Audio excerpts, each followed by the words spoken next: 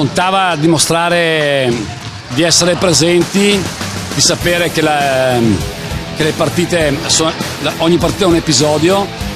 E la partita scorsa abbiamo avuto le nostre possibilità, non le abbiamo concretizzate e la palla che è rotonda è andata a Riese, che ha meritato sicuramente.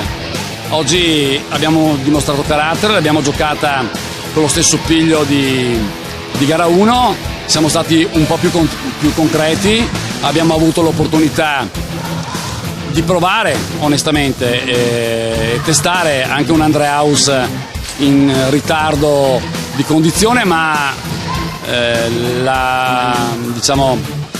l'attaccamento alla squadra lo ha portato a dare qualcosa di più di quello che in realtà ha, ma la squadra ha fatto una partita importante difensivamente.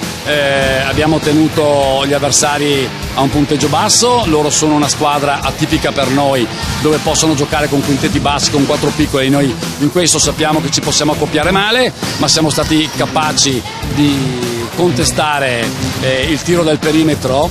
Loro probabilmente hanno avuto una percentuale diversa da quella della scorsa partita, ma credo che sia da fare un plauso ai ragazzi per come hanno dimostrato che ci tengono a quanto stanno facendo.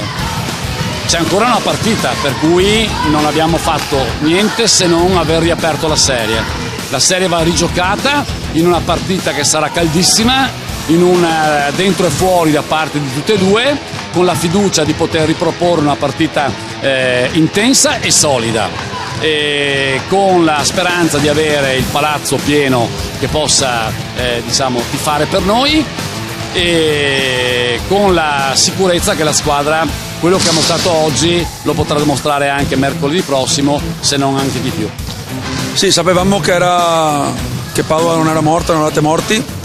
È stata una partita a mio avviso al contrario di quella di gara 1, quindi ci sono un attimo i due attacchi smischiati, quindi noi in attacco oggi poco niente, voi avete fatto canestri importanti con Andreani, con Andreaus, era veramente dura. Come ha detto il vostro coach, primo tempo l'abbiamo vinto noi, secondo l'avete vinto voi, adesso si torna mercoledì da voi.